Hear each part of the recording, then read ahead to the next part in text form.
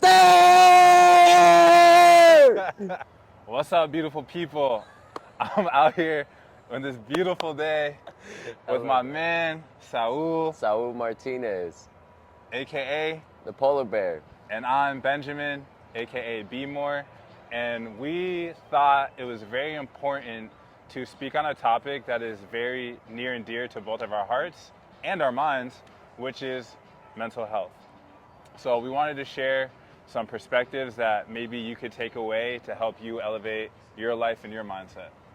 So Saul, I wanted to ask you, what does mental health mean to you? If someone were to say, hey, what is mental health? How would you explain that to somebody?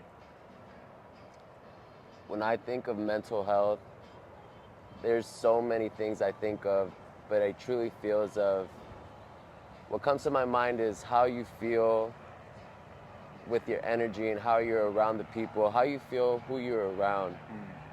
So I feel mental health gets deeper the more you think about it, and on a general level, it's more about how are you feeling today. On a deeper level, it's are you setting the intentions of, are you aligned with who you want to be?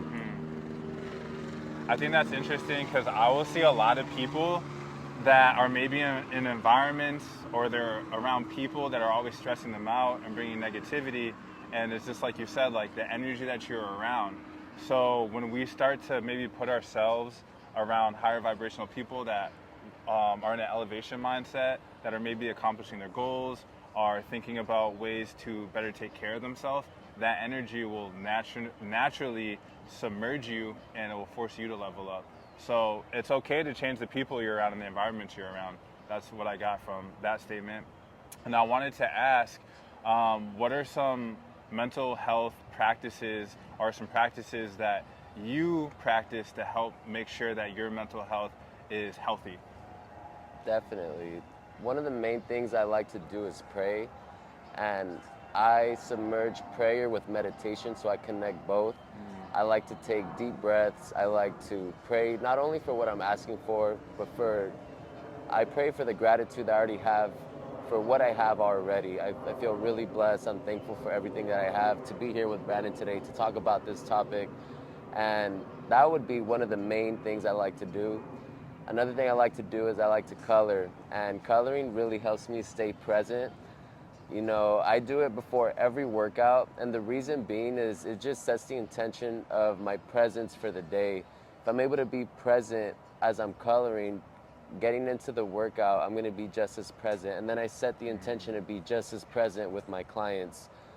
Those are the main two. The third one I like to do is walks on the beach, and that ties back into the meditation, hearing these sound waves of the ocean and just the cool breeze, taking a long walk where I like to do them at night when it's less packed, and that's because I really get to clear my mind and actually think about the day. Did I set the intentions on what I wanted to do? Did I actually take action on them? Did I allow fear to not do those actions? And I really set the intention for the next day as well. Those are very powerful practices. Two things, if you're okay, that I would like to reflect on is one of my favorite quotes is, a heart full of gratitude is a magnet for miracles. So the more you do the meditation on the gratitude, the more that you're grateful for things, it's like the more the universe is going to give you to be grateful because you're in that energy. And the second practice that I really think is powerful that you practice is meditation. If you look at scriptures, right, it says, "Be still and know that I am God." So when you allow yourself to be still and your mind to be still, it allows you to declutter, and it allows for all the answers and the things that most people are looking for to come to them naturally. So meditation, those are very powerful practices, brother. Thank you for sharing those.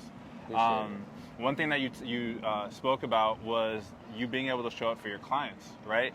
So we're both in the fitness space, right? We're both fitness coaches, mindset coaches. How does fitness, working out, and having a routine like that, how does that help your mental health? That's actually one of the biggest helps of my mental health that I didn't mention earlier, because it's just so routine to me now. I don't even think about it. A moment that was very impactful for me when it came to my childhood wounds was there was a time when I wanted a coloring book with a 120 pack of crayons. And I remember both of my parents, they didn't want to buy it for me because they told me, you don't need it. You don't need it. And they got me a 24 pack, which still had the colors that I needed, but that's not what I wanted. Fast forward to what even got me into coloring. I was randomly in Target and I happened to walk through the coloring aisle with all the supplies and I saw the 120 pack and I looked at it and I envisioned my younger self asking my parents to buy me it. And I remember hearing in the voice saying, you don't need it. But then I stepped out of my own body and said, no, I want it. It's not about the need, it's I want, and I'm gonna gift myself to it. As soon as I bought that crayon box and I started coloring, it's like if I took off a Band-Aid and I actually started healing that wound of an inner child. It was so impactful for me to see that it's the little things that matter. One might see it as it's just crayons, but I see it as healing a younger version of me that always wanted that opportunity. So just speaking about vulnerability and everything that we've spoken about, I just want to say thank you for your vulnerability and you being in that soft masculine energy at times to be able to connect with people and to share your truths.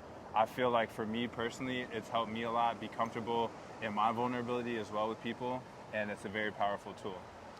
So with that being said, is there one last powerful message that you'd like to share with the people? Of course, the polar bear is coming into town. It's not Santa Claus. Polar bear's coming to town.